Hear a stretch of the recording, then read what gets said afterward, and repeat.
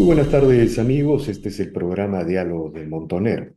Bueno, el ministro de Economía, José Salardi, ha asumido el cargo desarrollando anuncios auspiciosos.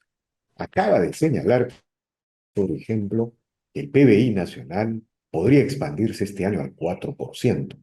Considerando la situación del PBI potencial que algunos economistas señalan que puede sobrepasar el 3,5%, pero no llegar al 4%, uno podría señalar que hay optimismo, por ya calificarlo de alguna manera en las declaraciones del ministro.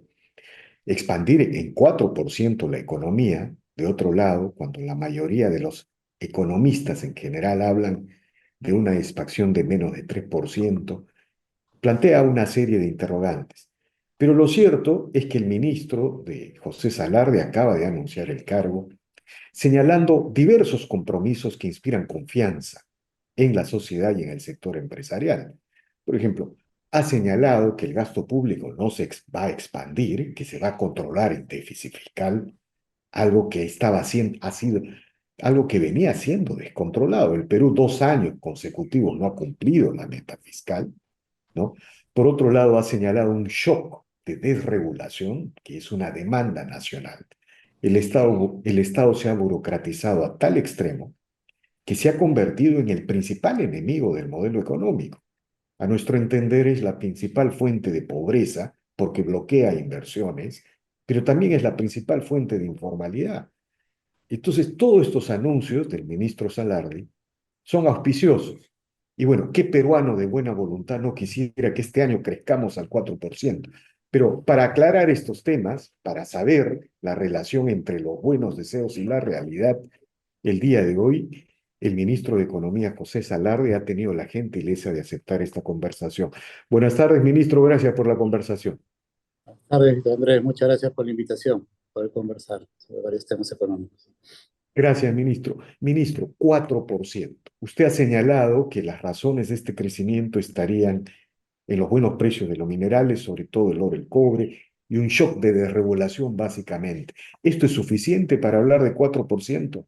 No, también le sumamos un poco una mayor inversión privada. Nosotros estamos un poco apostando y trabajando de la mano con los diversos gremios empresariales y también con los concesionarios y de los grandes proyectos de infraestructura en el Perú para un poco acelerar esa marcha. Estamos, ya lo hemos anunciado en su momento, impulsando 4 agendas importantes que esperamos firmarlas antes del 28 de julio, que involucrarán cerca de 4.500 millones de dólares de inversión netamente privada. Entonces, con ellos son aspectos importantes que van a ayudar, sumar esta desregulación que va a ser bastante agresiva para viabilizar e impulsar el clima de negocios y también para que la economía retome una dinámica importante, ¿no? Por eso estamos muy confiados en ese sentido. Como bien señalaste, también el tema del precio de los minerales. Vamos también a trabajar proyectos mineros uno a uno para buscar su impulso. Hay una estrategia interesante del Ministerio de Energía y Minas en ese sentido. Yo creo que son diferentes motores que van a apoyar a que la economía, sumada a la confianza y a las expectativas que vamos teniendo en base a las últimas encuestas realizadas, permitan trabajar duro este año para lograr estos objetivos del 4%. Ahora, ministro, entonces se descarta el aumento del gasto público. Usted incluso ha señalado que este año llegaríamos al 2,2, luego de que el 24 se ha llegado casi a 3,7, ¿no? En el déficit fiscal, descontrolado el déficit. Entonces, pero ¿cómo se va a hacer para reducir y racionalizar gasto público? Bajar a 2,2 del déficit actual es enorme. ¿Qué significa esto? También una esperanza en el incremento de la recaudación. ¿Cómo se va a manejar el gasto estatal, que es una preocupación fundamental, no solo aquí, sino afuera, en las Sí, calificaciones? indudablemente han sido 2 años seguidos que la regla fiscal no se ha podido cumplir. Nosotros estamos enfocados en retomar la curva de cumplimiento este año. Son 2,2% como déficit en relación al PBI, lo que se tiene estipulado. En esa línea son dos variantes importantes. Por un lado, de hecho, la mayor activación de la actividad económica también nos va a generar mayores ingresos y con ello, evidentemente, el ratio también comienza un poco a manejarse mejor. Pero adicionalmente va a haber un rol muy activo de la SUNAT, ¿no? En la línea también un poco en lo que empezó el inicio del año ha sido auspicioso con un incremento de la recaudación en enero de más de 10% en relación al año anterior. Vamos un poco a potenciar un poco ese rol de la SUNAT para poder seguir y sostener este nivel de recaudación en los próximos meses. Y también vamos a mirar dónde puede haber eficiencias a nivel del Estado, ¿no? Para poder en ese sentido tener un manejo del gasto más eficiente, ver esos espacios de tal manera que haya un control. Hay un presupuesto aprobado el año pasado que se va a respetar, que lo estamos trabajando día a día para que pueda fluir como está planteado, pero el reto es ese, tener un manejo interesante, exhaustivo en materia de lo que va a ser la política y ser eficientes en el gasto, que también quizás es una agenda pendiente como Estado, ¿no? Esa mayor eficiencia en el gasto también va a ayudar indudablemente a optimizar estos aspectos y con ello lograr cumplir este ratio. Eso es otra línea de acción que vamos a trabajar muy duro a lo largo del año. Cuando usted habla de que la inversión privada va a tener un gran protagonismo, de que hay 4.500 millones de dólares de inversión, básicamente se está refiriendo a asociaciones público-privadas, ¿no es cierto? Y también seguramente a obras por impuestos. El otro lado de la inversión privada todavía sigue siendo una interrogante, todavía no se suma a un proceso de relanzamiento, de inversión, de crecimiento. Explíquenos este tema de la inversión privada en su plan, ministro, el papel de las APPs y las obras por impuestos, y el otro lado de la inversión privada, que no tiene que ver con el Estado, que tiene que ver con la minería, con la agroexportación, que también es fundamental, sino, por decirlo de alguna manera, decisivo en el modelo. Sí, hay varias aristas ahí en la inversión privada, ¿no? Todos los dos años previos, con inversión se pudieron adjudicar proyectos por más de 11.500 millones de dólares, un total de 31 proyectos que son multisectoriales y que van a impactar en una dinámica importante y aportarle también al crecimiento en los próximos meses y años, ¿no? Ese es fundamental para el desarrollo de las inversiones. Igual para este año, con inversión de partida, tenemos cerca de 8.000 millones de dólares más que se piensan adjudicar, y esto, si le vamos sumando las adendas de las cuales ellos van a participar, hablamos de más de 12.000 millones de dólares que también se suma, digamos, a la dinámica de crecimiento. Entonces, por ahí hay una línea de acción interesante que se va a potenciar más todavía con la reforma de APP que estamos trabajando con el Congreso para poder hacer procesos más optimizados y céleres, de tal manera que Perú pueda salir con un choque importante también de los proyectos de infraestructura que apuntan al cierre de brecha en las diferentes regiones del país. Hay un set de proyectos interesantes que, en la medida que se optimicen, van a aportar de manera sustancial. Sumamos la obra por impuestos, es un mecanismo que el año pasado logró también llegar a niveles históricos con más de 4.000 millones de soles en materia de adjudicaciones. Sin embargo, creemos que todavía es muy poco para el potencial de lo que se podría desarrollar.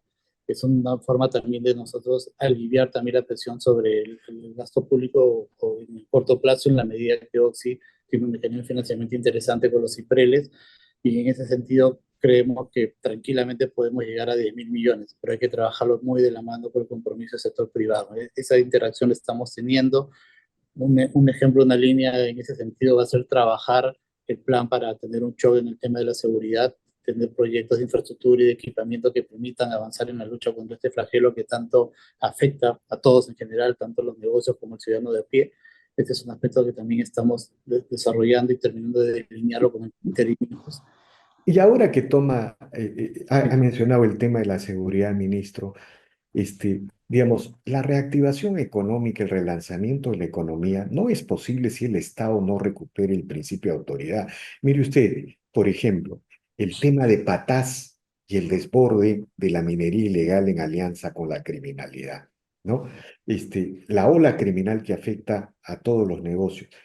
Y el principio de autoridad, por ejemplo, también para relanzar proyectos de inversión como Tía María, Conga, que han estado postergados por acción de minorías radicales. ¿Cómo juega este tema del principio de autoridad en el relanzamiento económico antes de entrar a los temas de las reformas y la inversión privada? Sí, es fundamental, como bien lo señalas. Tenemos que, como bien dices, el Estado tiene que dar un golpe de timón fuerte para nuevamente mostrar la autoridad, avanzar en esa línea. Aquellos que estén obviamente cometiendo ilícitos tienen que estar donde deben estar juzgados y procesados penalmente. Nosotros, por ello, pero también estamos conscientes de que tenemos varias deficiencias en materia de infraestructura, ¿no? Sobre todo la penitenciaria. No es un secreto por el hacinamiento y los demás problemas que hay. Por eso, estas medidas, por usar ahora por impuestos, creo que son excelentes mecanismos de la mano con el sector privado para actuar muy rápido, para desplegar estas infraestructuras, para poder acudir a ellos en los procesos también de tener equipamientos, hablemos de grilletes, bloqueadores y otras necesidades que puedan haber.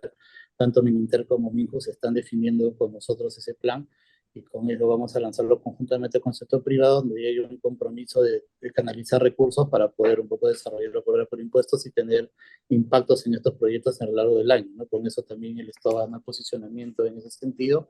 Y casos como la minería ilegal son otros de los temas que tenemos que tratar frontalmente, ¿no? SUNAT va a tener también un rol mucho más activo en ese sentido. Estamos viendo una estrategia que hemos pedido que nos planteen para ver un plan de acción de corto plazo, para empezar también a dar pasos concretos allí, donde son temas que tenemos que revertir como Estado para la seguridad del caso y avanzar y permitir que la inversión fluya con una mayor tranquilidad para que estas se canalicen y evitar todos los problemas que tienen día a día los empresarios, ¿no? En su gestión de los negocios.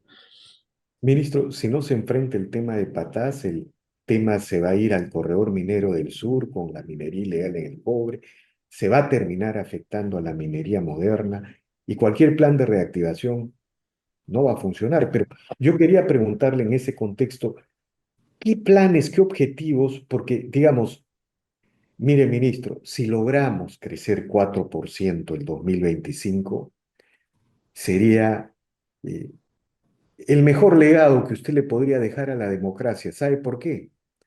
Porque el 2026 los peruanos irían a votar con otro humor, con otra actitud, un poco distanciándose de la tragedia de Pedro Castillo, de su golpe fallido, y volviendo a la normalidad, a recordar que este es el modelo que más ha reducido pobreza, en fin, ¿no? Entonces, en ese sentido, yo me imagino que usted tiene un plan concreto para la minería y para las agroexportaciones, que son dos columnas centrales de, como ejes centrales de la reactivación, del crecimiento. ¿Qué idea tienes qué idea tiene al respecto, ministro? Yo comparto plenamente lo que señalas. Es importante que el Perú retome esta senda de crecimiento, una tasa de 4% este año y que podamos dejar encaminados, digamos, todos los motores para que el próximo año y en adelante podamos ir a más del 5%. Por eso, poco las medidas que se van a tomar este año van a ser cruciales para tener ese punto de inflexión y lograr ese impulso. El potencial está allí. Siempre digo, uno visita las regiones y hay mucho potencial.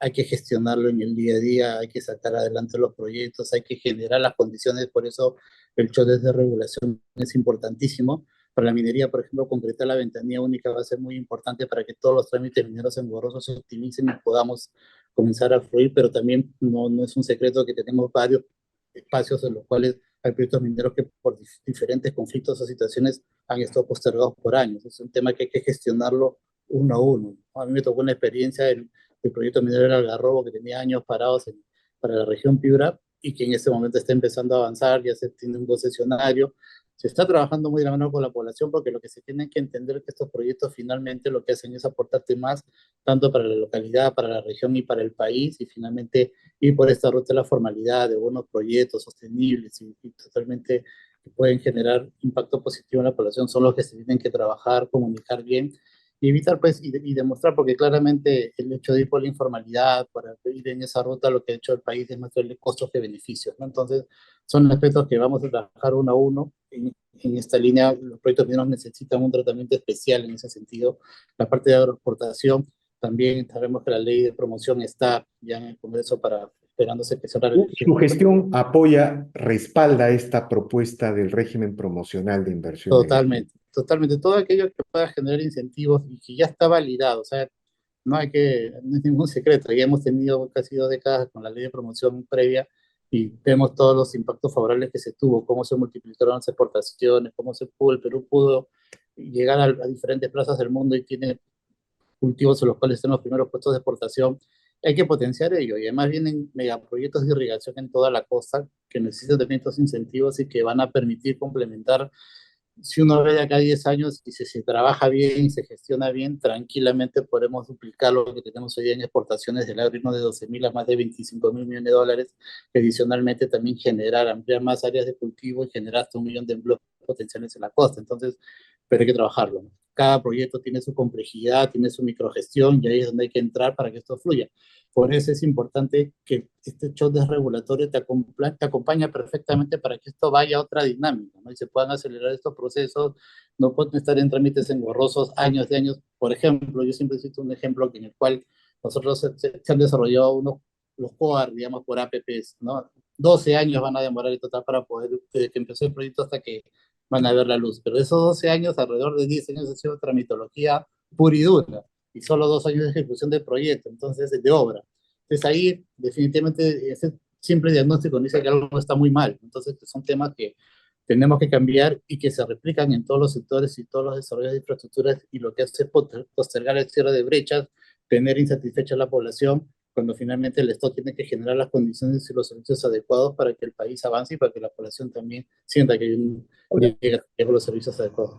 ahora, ministro, su gestión pues está limitada por el periodo de gobierno de la señora Boluarte, pero igualmente uno tiene que plantearse las cosas de mediano y largo plazo, ¿no? Entonces, uno cuando ve el Estado peruano, por ejemplo, uno ve el aeropuerto, el nuevo aeropuerto, es una isla de eficiencia y modernidad, es un aeropuerto para Zúrich, para Frankfurt, para cualquier país europeo, pero no tiene un puente de conexión, ¿no? Está rodeado por pobreza, por exclusión, y es el sector privado sacando nota aprobatoria 18 20 y el Estado fracasando de principio a fin, 0,5, 0,7.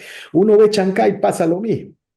Y la inversión privada sacando nota probatoria y el Estado fracasando en todas sus responsabilidades. Yo le pregunto, ministro, ¿usted tiene una idea de qué reformas tenemos que desarrollar, ¿no?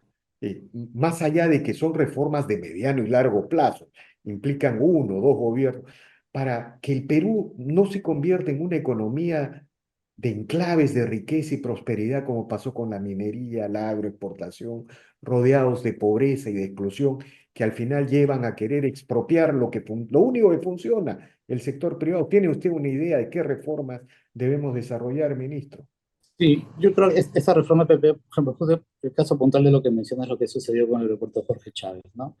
Ahí está clarísimo que yo particularmente soy un convencido de que la mejor forma de desarrollar infraestructura en el país de manera eficiente, sostenible y realmente cerrando brechas es ir por una asociación público-privada. Luego la pública tradicional no te da resultados en ese sentido, y el Perú, no es secreto, ha hundido decenas de miles de millones en los últimos años, y realmente la aguja se ha movido casi marginalmente. Ahí están todavía las necesidades satisfechas de la población. Entonces, el aeropuerto es un ejemplo claro. O sea, como bien dice, puertas adentro vamos a tener quizás uno de los mejores aeropuertos del mundo y más modernos. El problema es que nos salimos del mismo, ¿no? Y generalmente ahí viene un poco también el ejemplo de lo que fue la obra pública. O sea, típico, el tema simplemente de lo que fue el puente Santa Rosa, ¿no? Cerca de 10 años ahí trabajándose en el ministerio, tratando de encaminarlo por obra pública, fracaso tras fracaso, y ya nos generamos el gran problema en este momento. Cuando quizás lo más práctico en un momento fue, ya tenemos la obra interna, nos faltan los accesos, tenemos un contrato interesante, incluso con un fondo de retribución que a veces no se usa de manera eficiente, y podemos tranquilamente encargárselo al operador privado para que también nos ayude con esa edificación. Y eso hubiera sido muy práctico, y que la par que se hacía la obra tranquilamente con el puente anexo, ya no tendríamos ningún problema. Entonces, ese tipo de decisiones de gestión, ese tipo de mirada estratégica tiene que comenzar a darse, porque si no, o sea, ya tenemos, como bien dice Chanquet, también es otro esquema. Avanzó a toda velocidad la edificación del puerto y los accesos, la conectividad, los servicios complementarios, el Estado llega tarde y mal a veces, ¿no? Entonces son aspectos que hay que revertir en ese sentido. Yo creo que por eso nuestra reforma en materia de APPs es muy agresiva, de plantear de que proyectos más allá de 100 millones de dólares de inversión que pueda tener un valor por dinero que se demuestra que es el APP, debería ir por esa línea y ya descartar las otras alternativas, porque finalmente lo que estamos generando no son problemas y costos adicionales a la población y al Estado y a la sociedad en general. Entonces son aspectos que hay que revertir. Chinchero, tenemos la misma situación. Si no actuamos hoy, bueno, de una otra manera, lamentablemente por diferentes factores la obra se ha ido postergando, pero estando la oportunidad para acompañar, porque si no la conectividad va a pasar absolutamente lo mismo. Entonces son situaciones ante un Estado que no se planifica, realmente no hay un esquema de planificación fuerte para poder tener los tiempos, este desarrollo de infraestructuras complementarias y mirar todo el hub en esa situación, en contacto logístico en general, se generan estas complicaciones. Nosotros sí creemos que hay un problema serio en el Callao, por eso estamos trabajando con los concesionarios que están ahí un poco desarrollando mega inversiones para que nos ayuden a comenzar a tomar medidas de rápido impacto y de desarrollo, porque por ejemplo, y eso también te genera, pues te resta competitividad, te genera costos adicionales, los exportadores pues tener la mercadería en un camión esperando horas de horas, incrementándose el costo porque están ahí, aparte de todos los problemas que se generan de delincuencia y demás alrededor, son temas que tenemos que revertir generando condiciones para que eso se comience a distribuir y fluya mejor. Entonces, si hay un compromiso de los concesionarios, hemos conversado con los funcionarios de los puertos hace unas semanas para ver un plan de acción de muy corto plazo que permita comenzar a tener una sensación de que la situación comienza a cambiar y se maneja mejor y se comienza a ordenar. De hecho, en el Perú las infraestructuras en muchos casos han demorado mucho en llegar por diversas razones. El tema de la línea 2 que lo tenemos hoy en día es complejísima su implementación en un contexto de una ciudad ya implantada, que tiene bastante crecimiento, por ello demoran tantos años eso y además con un caos vehicular que tenemos en la ciudad, pero igual yo eso creo que son temas que hay que gestionarlos a otra dinámica, hay que impulsarlos para que podamos salir de estos problemas. Una pregunta final, así muy rápidamente, ministro. No va a haber más recursos para Petroperú, entiendo, porque usted acaba de señalar que el gasto público no continúa en su vida, ¿no? Un eje fundamental y que poder cumplir la regla fiscal, indudablemente es ya no tener un sol más para Petroperú este año. El año pasado se hizo, ¿no? Todo un esfuerzo del Estado, mediante un decreto de urgencia, se marcaron medidas concretas para que la empresa también avance y eso es lo que vamos a ver en seguimiento permanente de cómo va avanzando en el plan que también tiene para reducir costos y para comenzar a ser más eficiente. Nosotros hemos visto la semana pasada una presentación en Consejo de Ministros donde se nos ha planteado que este año la empresa caminaría mucho más tranquila en ese sentido, mejorando los números. Estamos optimistas y expectantes al respecto, pero hay que gestionarlo nuevamente. O sea, estos temas no basta con los números, basta con realmente dar pasos concretos en materia de gestión, en planes ordenados que permitan avanzar en esa línea de acción. Así que vamos a estar vigilantes para no tener sorpresas y con eso también podemos tener menores restricciones en la caja fiscal. Infinitamente agradecido, señor ministro. Ojalá que este año el 4% sea una posibilidad, sea una realidad, al margen de lo difícil y complicado que parece de acuerdo a los pronósticos económicos. Finalmente, crecer 4% significaría cambiarle el humor de la gente, el humor de la sociedad a meses, semanas de las elecciones nacionales. Muy agradecido, ministro, y seguiremos conversando más adelante. Gracias.